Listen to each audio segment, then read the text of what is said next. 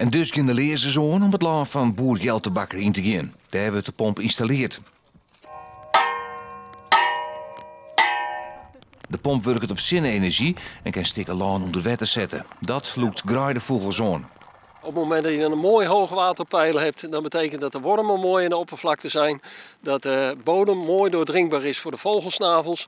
En het gras en de kruiden die groeien wat langzamer. En dat is gewoon mooi voor, zodat ze hun kuikens op kunnen laten groeien. De Vogelbescherming Nederland verlotte de 100ste plasdraspomp. Jelte Bakker van Ginnem is de gelukkige.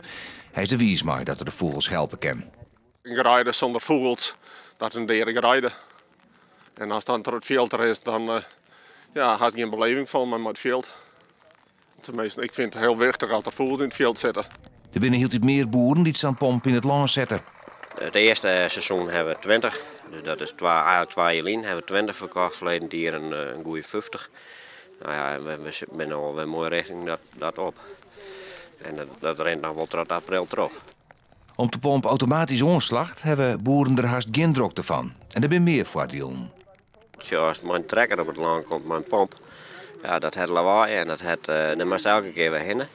De verbrandt een protte diesel, dus het kost diesel, het kost tijd. De pomp zal later pas echt gebruikt worden, omdat het nou nog genoeg rijdt.